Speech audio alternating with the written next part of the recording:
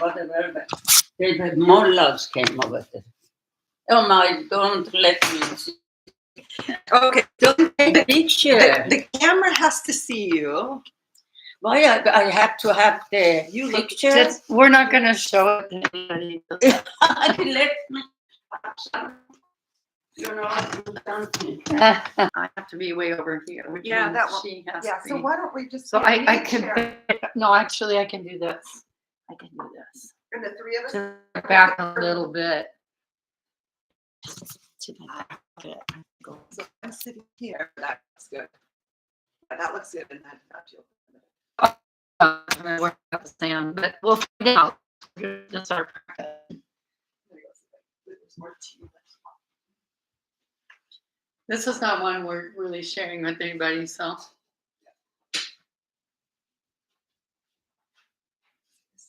Next time, we will invite people to our meeting. This time, we're just having a meeting to practice. We'll see if anybody watches this meeting. I felt, oh, tea sounds good. Yeah, I'm not quite sure what this system is. So there's tea here, but You put the chai in, and then you add the hot water from a different container. Or they're two different containers. You just need a little bit of tea and a lot of hot water. Or this is hot, maybe here. Right here. okay. Just warming up the hot water. Yeah. Or just turn- Please, yeah, do something. This you only need a little bit. I was working over here. Oh yeah. And this is my picture of when I was in Iran. Oh my goodness. Oh. And this is Dr. Barnard, the first section, came to see our facility. And Oh. this is our head surgeon. He was coroner, and this is me. We were yeah. touring hospital. Well, we'll put that up to the camera so we can see these pictures. Is that okay? Okay. We have bigger than this. I don't know whether.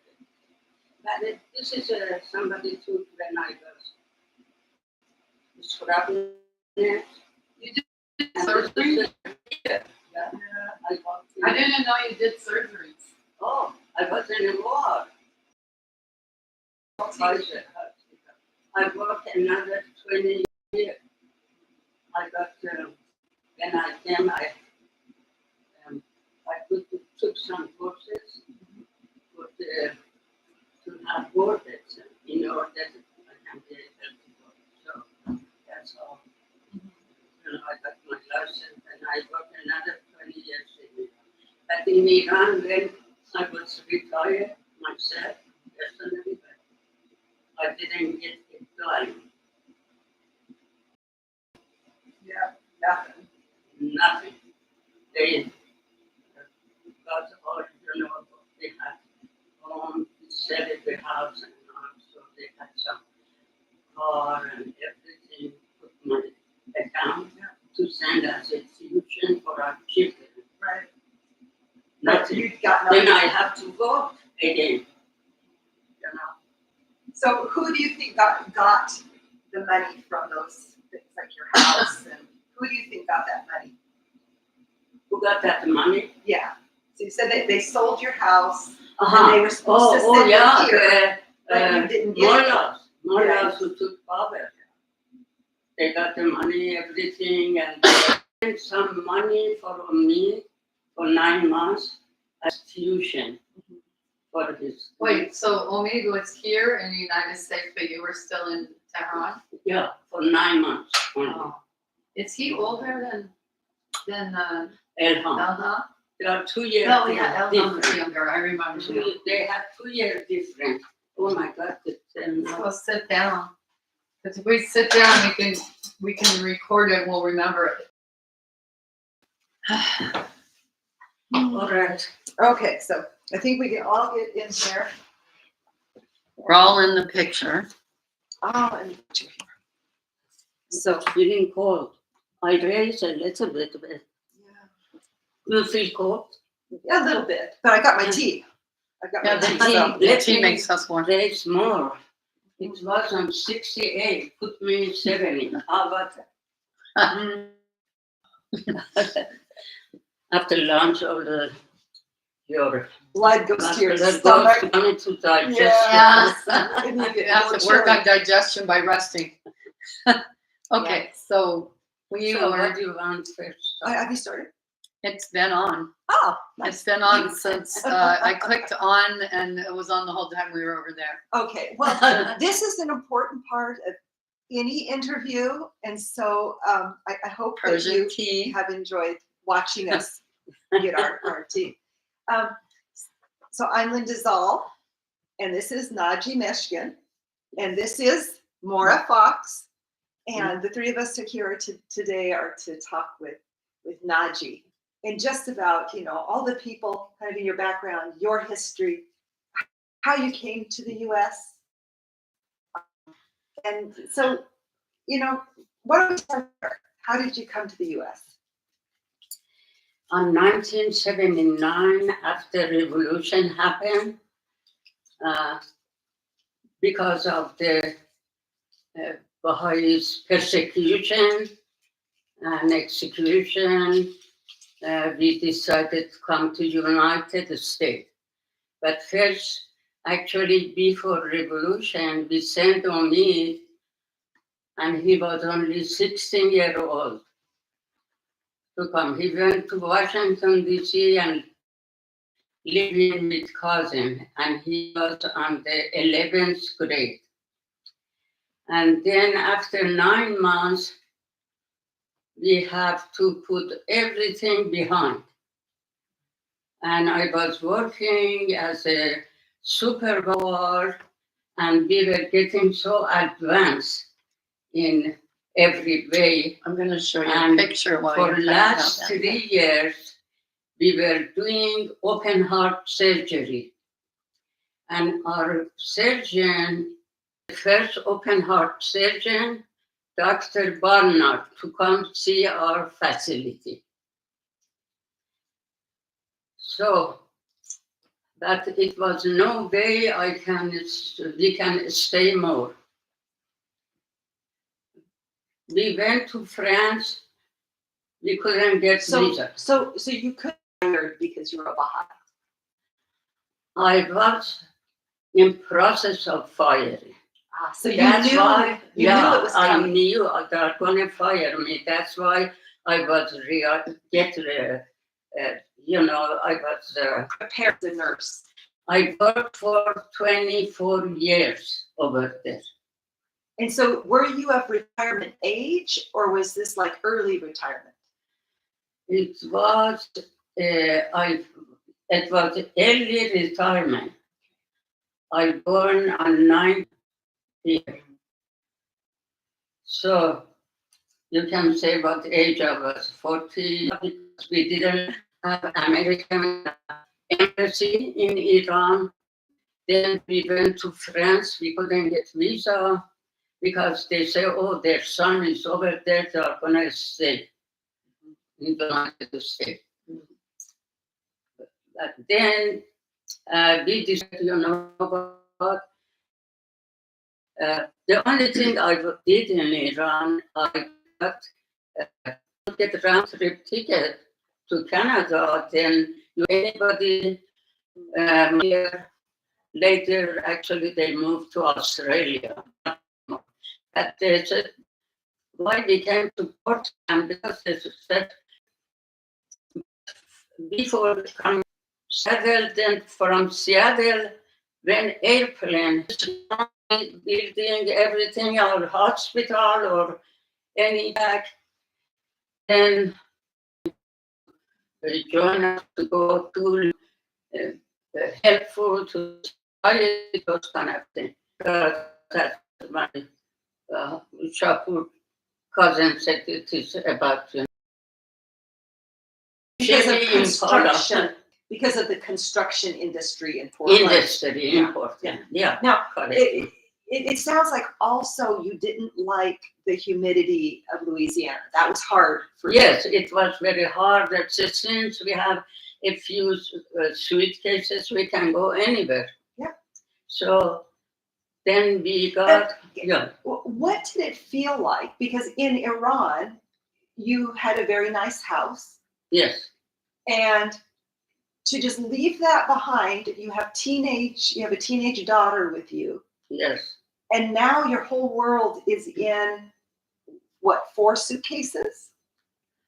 We sent some, like Baha'i books, those kind of things. We sent whatever, like a small, cases to my sister-in-law. We had some. Oh, so you had a few more belongings that you sent by mail. Yes, by mail. But we have each of us like 2, 3 suitcases, small, large, all we have. So your son, Omi, was in Seattle at this time? No. At this time, Omid living. No. I am thinking all.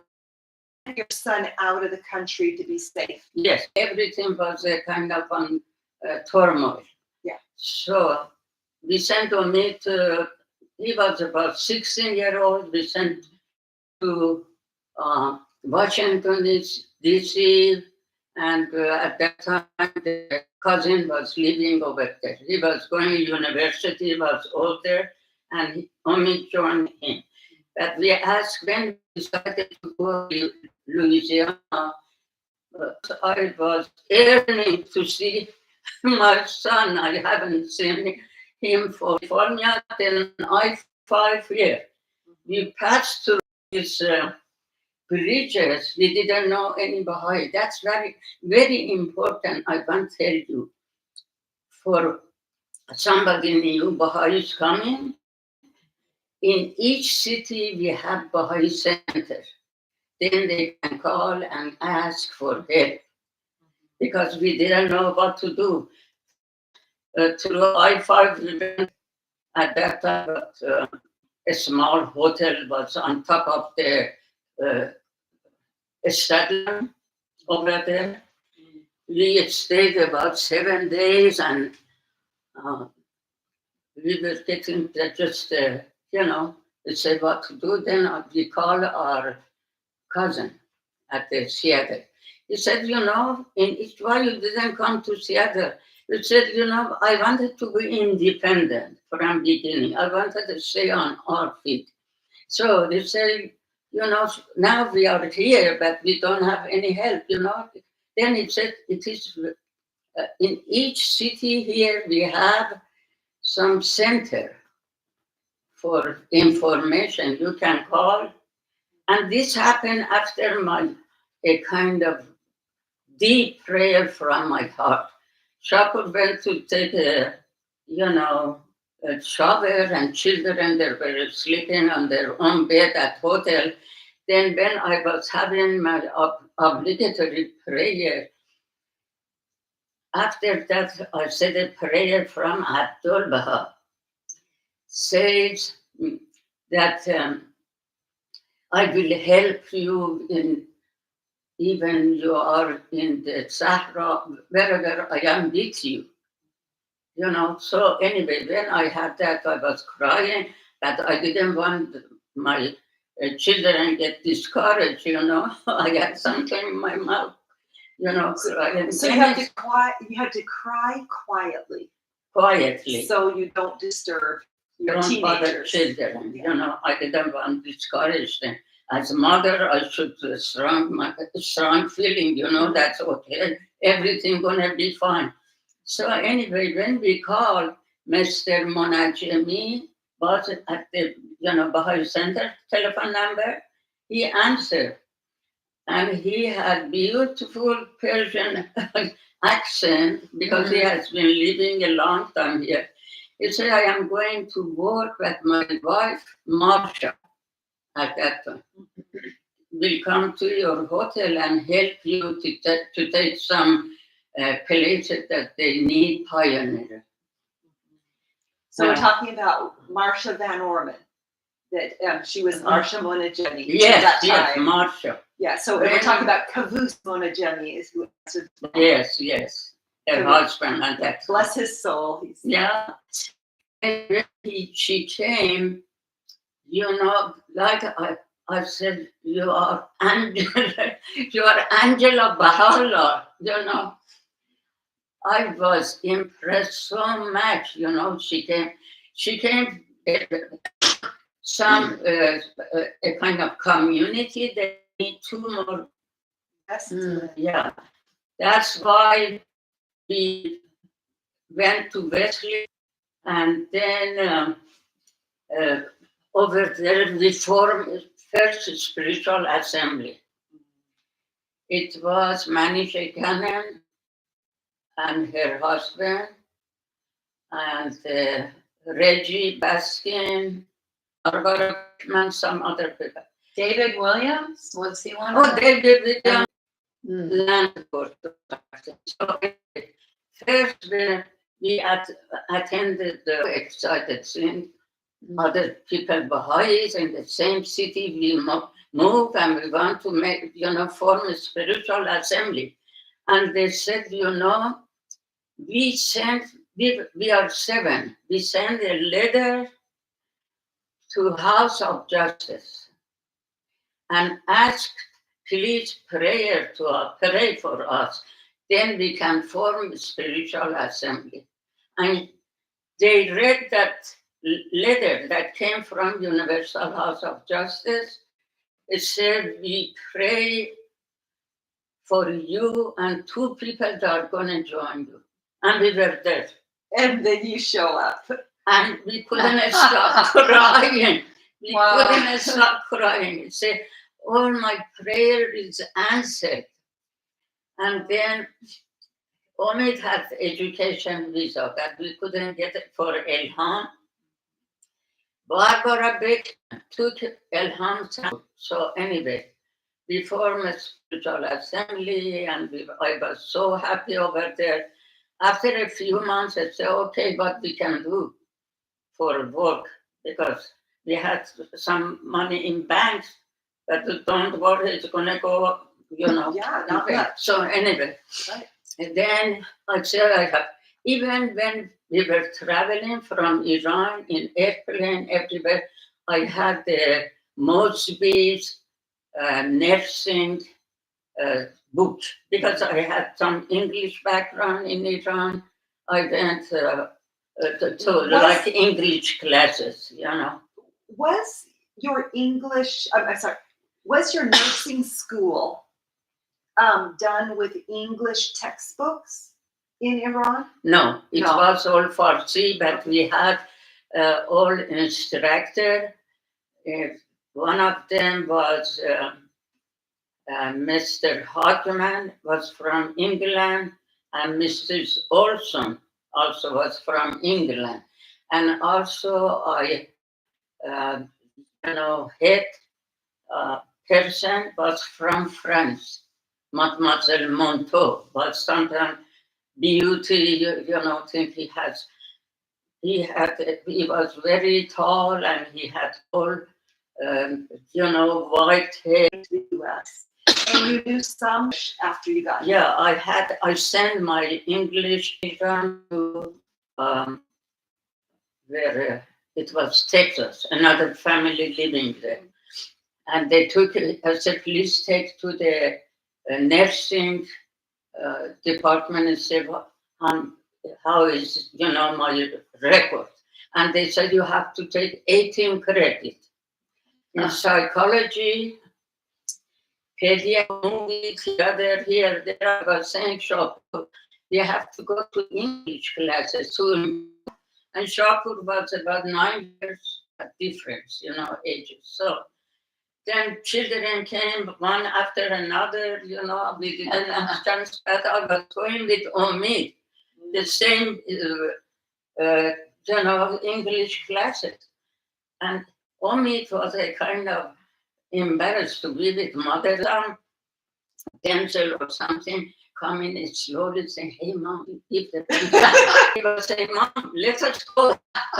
Because I was even right, Right. I say, I am Mom here. But so anyway. So you had your 18 credits. Where did you get your 18 credits? 18 credits, it happened again, the same Wesleyan place. Shohre was with Nader, his her husband there. Shohra said, you know, in the back of the community college at the what is the other city next city? Clackamas? No, the college. Yes, over there, and they can take your English, you know, thing. Credit I took over that. They were so kind to me. Oh. They were so kind. I was so sensitive. All kindness I was seeing, my tear was coming. Uh-huh. I said, you are going to be successful. Don't worry. I took courses over there in the, you know, English. I was working as a private nurse in one lake. She was on bed. Manager also working. Manager working for after from morning to Nagie Cannon. out here for night. Then I was working from 10 o'clock until 7 in the morning. Oh. More I had energy more. Then coming home, doing some cooking, 2 teenagers going to school. Then afternoon, I food something, eat, Wow. you know, get ready, get my book over there. So Shapur had to take over a lot of the parenting, it sounds like, because Yes. you were very busy. That was not successful. And his English was not perfect, you know. So anyway, but he was taking care of other stuff, you know, at home and things. Then we can go on with the life. So anyway, after a year and a half, on 1979, we came here on August, and I start So as a just to be nurse clear, again. 1979 is when the revolution began in Iran. Yes. So you left during the revolution, and by 1981 was when the mullahs had taken control of the country, right? Yeah, they took on 1979. I was there for 6 months after revolution. So That's you left right. 6 months after the Yeah. revolution began. It was no a kind of veil. You didn't have to put veil, those kind of things. But later on, get more restriction. Yes. But I was not there anymore. But after that, my name and other co-worker who was also Baha'i was on newspaper. That we dismissed from our job, and they took our, you know, whatever money, All of your assets taxes in the bank and that we sold. your pension. They took your pension too. Oh, pension too. That's why we were empty-handed, you know. So anyway. So you at that time you lost your house. You lost all of your assets. Yes. Okay, so you got hired by Kaiser. Yes, Kaiser. And you were an OR nurse? Yeah, I was OR nurse until 2020. On 2020, because Shapur had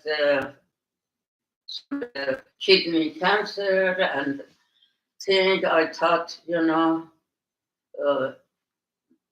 Shapur is not going to be able to work if even he wants to. So anyway, but he bought Bijan actually said, you know, Eric, right, have some burned house at the house story. Remember? So Bijan is my husband. Yeah, Bijan who worked with your husband. Yes. Shapur. Yes. House. They work and this house. So over there, burned house. Oh no. Turned so big. Did you see that?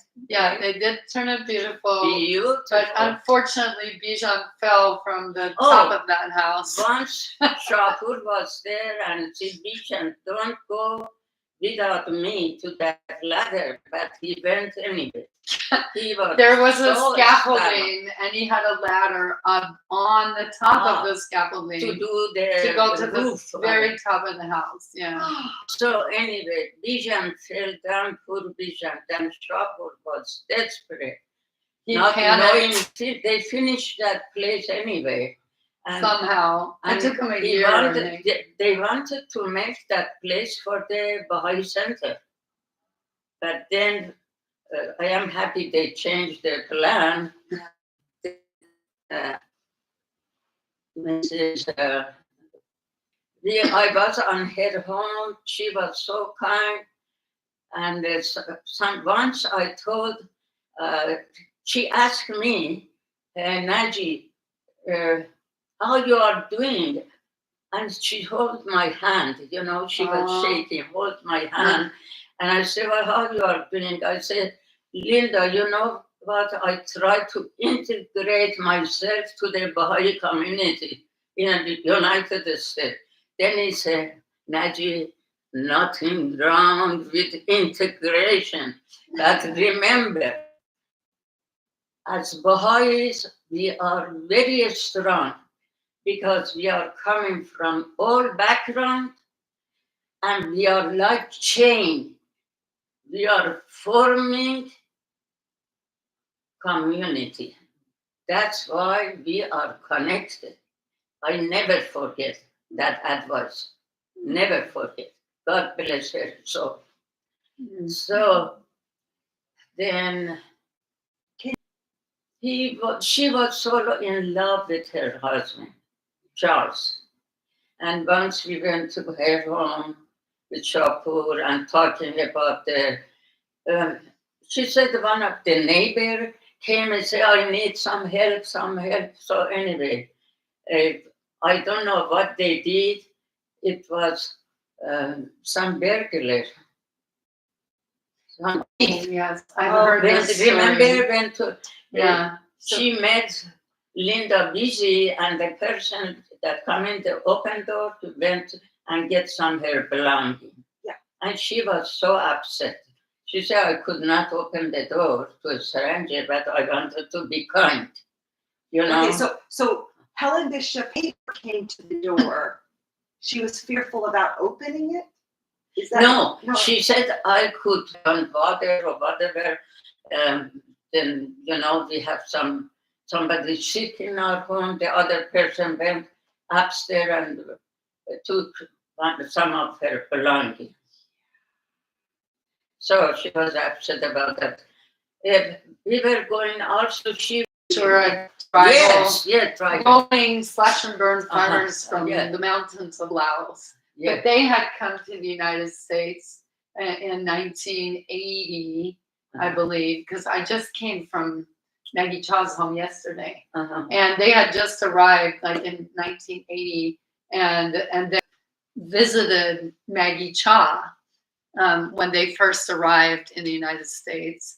And I just got pictures of that yesterday. She visited them with Bijan, who, not my Bijan, but another Bijan who had lived with them in Laos for like a few years.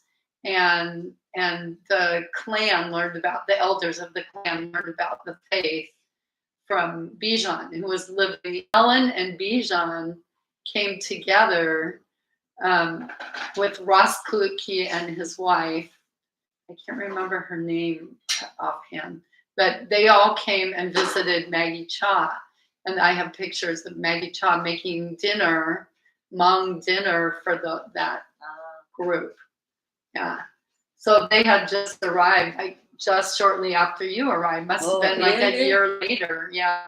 You said you came in 1979. Yes. I believe they came in 1980. Oh, yes. Yeah. Anyway, she was coming to all the feast and any activity, and she was very active. This is Helen you're talking about. Helen, Right? I'm talking about Helen. So anyway, about Hmong believer, I am saying once Shapur, she had dream about Baha'u'llah. coming to at door. From the place that we visited, archive everywhere that remember. He said, Baha'u'llah came, and I say, I have to arrange some tea, some tea, arrange For some Baal. tea. Then I came at the door, the old home, and he was gone. I was so sorry, and Shapur was so stressed and walking last night, and then by the time I want to arrange the tea, it said that, come into our home, I have to arrange something. Then when I came back, he was gone. Oh. And then, look at here. One of them, she was saying, I had dream when we went to their home. We had home visit with non-believer. Shapur and me decided to go to one of the Charles family, home. And this old lady was saying, I had dream about Baha'u'llah, that he gave me a lot of fruits, and I had on my Adol Baha'u'llah. You see, the same dream Shapur, my husband had was our home. Shapur planted a lot of vegetables, fruit, everything. We took some that for that family as a present, to them. And she had a picture from Dr. Mahajer, who was in their place. Back in Laos. In Laos, yes, when they were there. You see, he said he was our teacher. He taught us that how we became Baha'i. And you The see, same teacher taught both of you? No, the Dr. Mahajer there was their pioneer. teacher in Laos. Yeah, he was Yeah. going from the city to city. He was in sometimes when Dr. Mahajer was saying we didn't have, sometimes they were sleeping on the top of tree. Really? Wow. Really, yeah. So anyway, visited that family, and they had picture of their tribe, and then Dr. Mahajer was with them. Mm. Then you see this I'd love picture? to see that picture. I know Enoch Olinga also traveled there, and Chongkucha, who's one of the elders that came to Portland, traveled with Enoch Olinga through Laos and some other countries in the area. They had Dr. Mahajer's picture with their own, family and tribe. Wow. I was so, impressed with that. You see, we are connected. We have to decide. That very important thing happened in our co-worker. It was Black lady in the Bethel church. She had church in group. They had singers, choir. Bethel Church? Bethel church here in Portland. It's a black church. Black church. Yeah. She said, Nagie, don't worry. I will put your husband's name in our prayer group. Then I'm going to arranging flower. I said, I talked with every spiritual assembly member. They were not available. They were on trip, everything not available. Also, I called who was the name? Who passed away? But she was teaching Lydia MacArthur. Lydia. Lydia MacArthur, I said, she said, I am doing laundry, but I will come with you. I said, okay, Linda, let us go. 3 of us, we went with that bouquet of flower, and we saw all black people sitting over there, not a single person.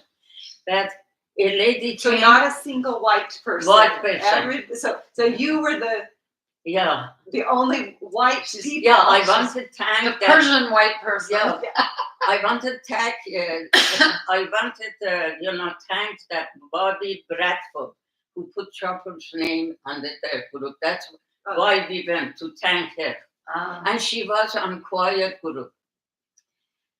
Then when we sat down, a lady came with the white glove and everything very kind of, with respect. They put that bouquet of flower over there. And they were looking at us and we were smiling, So anyway, then the choir group, they came and And I all have the- to say that Lydia is Pacific Islander. So neither of you were like European white. not but- Lydia. Yeah, Lydia. Lydia McCarter. Yeah. Wasn't she Pacific Yes, Islander? yes, Yeah, yes, yes. Hawaiian, I believe. Yeah. No, So- she was from Hawaii, yeah. Yeah. So all of you had kind of darker skin, but still you stood out being Yeah. in this black church. Yes, we went to lecture. And they were singing, that the beautiful Gospel. The gospel, and they are going to come from mountain. I was seeing all Haifa, Yeah.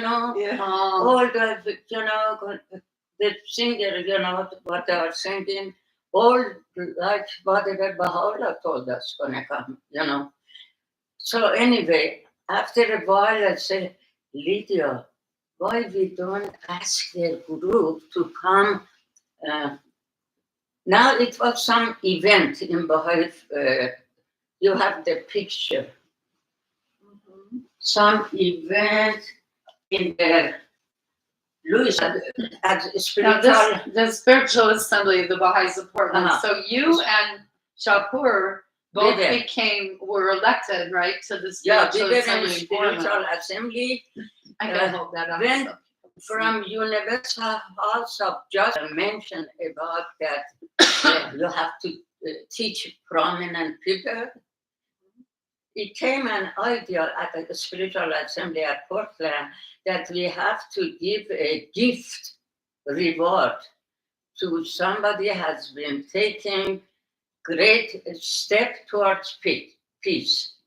And this event for a few years was in Lewis and Clark, a big College. gathering from all community So Lewis and Clark, Well, the liberal arts college, right? college. Yeah. Where Nas Rosek, Yeah. who was also in the assembly, he was a professor there, professor of history, I believe. Yeah, and each year, the one who already had the previous one who had the gift, offering also give to next person. Oh, nice. You know. Oh, that's nice. And also the more important thing, their choir group, now coming everything just mixing together. I'm sorry. It was a peace year that we had all, gathering festival for the peace and the Promise. also the booklet of the peace, Promise of World Peace Yes, was yes, published by the Universal House of Justice in exactly. 1988. Yes, Maybe. yes, yes. Okay, and so Yeah. what happens? That's what it happened.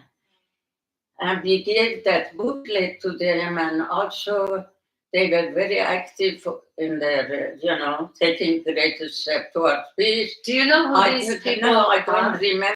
I don't know. Working at the Louis and Clark was somewhere else, and this lady also was one of permanent people. We decided to give this gift over there, and here is choir. Oh, The the same They- choir? The same Oh, from choir the same we church, the Bethel Church. Oh, invited to come. One step, it doesn't matter how little you are. How this is a little picture of you the know English. prominent that people. You decided to give thanks to somebody has been praying for you. The church group. They came and they put their program at the last, and they have to stay. And they came, and it was a peace year or something, talking about the peace, and also we were giving reward. It was Nice. such a beautiful. I was tapping on my shoulder. Yeah. I said, Yeah. Nagie, it doesn't matter if you decide, even you couldn't find, Baha'u'llah say, if you don't teach, I will let all the, chins, stones of the Sahara teach. Oh, What does that so mean? if you don't teach, I'll let the stones of the Sahara teach. Teach. Ah. Yeah, that's why. So It you is, decided. We have to decide. So you decided to be I'll be a stone of the Sahara. I try to be. Yeah. I bet you And never imagined when you were a young woman and you were taking your English classes. I bet you never imagined that someday you were going to end up meeting people from Laos and African Americans and really seeing the world come together here in the United States. Exactly. I was so happy that event happened. And also Shapur doing a lot of work at the center. Yeah. So she to the Hmong. So that's why they bought that's why they bought the current Baha'i Center in North Portland. Was because that was near where the Hmong community lived at that time. So now we get to the Baha'i Center. This is the first time that the Baha'is of Portland have bought a physical building to have their meetings in. Yes. And Shapur has a lot of free time, and he spends all that free time at the Baha'i Center, getting it, beautifying it. But you have to realize that when the assembly bought that center, it was. Yeah, there's some few people came with a bucket for the post office. They thought it was still a post office. Oh, they wanted to mail letters. Yeah. So anyway, it was. So it needed to be changed, remodeled, and made into a Baha'i Center rather than an old retired post office building. And we didn't have any teacher and the kitchen and any place for the warming up the food. Actually, Shapur was he an artist when he was young? We went over there and took some. This here is a picture. Decided to didn't take a color. I said, So anyway, that's one of his pictures working. But unfortunately, I don't have. It was the woodwork, right? It's a beautiful, just carved thing. Bande Bab Baha Meshkin Qalam. Means I am servant at Bab and Baha'u'llah. First, Meshkin Qalam writing, I am service of Abdul Baha. Bande Abdul Baha Meshkin Qalam. But Abdul Baha didn't like it because I didn't want anything for himself. And he said, so you can write Bandiye means servant of Bab and Baha'u'llah, Meshkin Qalam. Bab and Baha Meshkin Qalam. So let me explain. So Meshkin Qalam is an early Baha'i, and he was an artist. And he did a lot of the pen art. And when you see the roosters, oftentimes those roosters were Meshkin Qalam's work. And your husband, Shapur Meshkin, is Meshkin Qalam's grandson. Yeah. Okay. Grandson. And he was the amanuensis of Baha'u'llah, right? Yeah, he was Meshkin Qalam was the amanuensis. Baha'u'llah would reveal his revelation, and Meshkin Qalam would write it down. 15 percent of the Baha'u'llah's, there are 19 people. Letters. Yeah, letters. Yes, living for the Bab. For Baha'u'llah. Oh, okay. Apostles of Baha'u'llah. Apostle of Baha'u'llah. I have some book I can show you. Okay. So about his artwork, everything I can bring. So Meshkin Qalam, we know is an artist. Yes. Did Shapur know that he was an artist? Did he know he was a good artist? Himself Yes. or Meshkin? No, your husband. Did he know that? No, he didn't know. And he just takes a class at He took community some college. classes, artwork, then he was interested to do something creative, you know. So that's why he started that first. He met that Baha'u'llah, but then he decided to do something with the mirror. We couldn't do anything. So the It is for the Yabahala, government. you're talking about the Yabahala is a big wooden, beautifully carved In the artwork that's up, that installed at the Baha'i Center. inside Yeah, to in the wall. front of the Yes. meeting area. Yes, but then because of mirror, they said nothing we can do with this because it belongs to this structure belongs to the government. This mirror, but he said we can do something with the window. It was 3 window. He decided to take the middle one and measurement going to the ladder here, there, took a lot of time of him. And he was so happy doing that. But So he took the window out, he measured around the frame of the window, and then he created from wood a Yes. 9-pointed star 9 points. that would exactly. fill that window frame. Yes. In front, in English and Arabic, it says, Ya Baha'u'llah, Allahu Akbar. Greeting, Allahu Akbar. And from other side, she made greatest name. Yabahala. So I am just really impressed that Shapur had never done anything like this. No. And he starts the project just before he's diagnosed with cancer, right? Yes. Just before he's diagnosed. Yeah, he had diagnosed with cancer lived after first diagnosis. He did a lot of work, you know. He worked so hard. I just remember him being down in the basement carving and working on that beautiful woodwork at the end of his life. Yeah, he did that after his second surgery. First, they removed 1 kidney. Then he was okay for 10 years.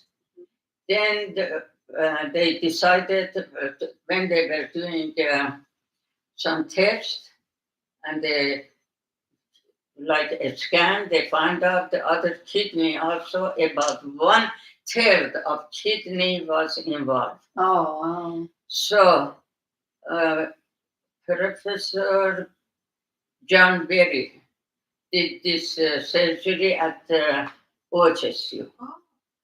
It took about 7 hours. And after that, he lived another 10 years. And it was half of what kidney was removed, but all this, everything was okay until then he got only 19% of that half kidney was working. Oh my gosh. Then he has to do dialysis. He had multiple surgery to do dialysis, but still he was doing okay. He was still doing the woodwork, wasn't he, during that time? Yes. He was still dialysis. He was doing doing dialysis. that work. He was changing it at home. He was handyman, changing all like sink, everything. He was doing everything himself, driving, everything. So anyway, then that's what he was doing. And he was so happy with all artwork. One of our friends came from Vancouver to see his artwork. When he came to Baha'i Portland Center, he said, do I have to take off my shoes here? Look like it. It's so a kind of very, she can feel more spirituality over there, She was so impressed with the I agree with her because when you walk into this lobby. Remember, it used to be an old post office. So you go up these concrete stairs. You open these here is this huge filigree carved wooden 9-pointed star. Yes. So Shapor's work really was, it was a work of love, but it really added to a feeling of grandeur. Like this is a place of respect and love and beauty. Yes. And that is what his artwork adds to the Baha'i Center. That's why they offer for all his work that picture of Baha'i Center. Oh, can I go get it? And we can show it to the screen? Can I go? The drawing. Oh, here. In our life, this can come here, everything. I come to school, especially. Then they are firing them. They expelling from the university. You know? Yeah, so all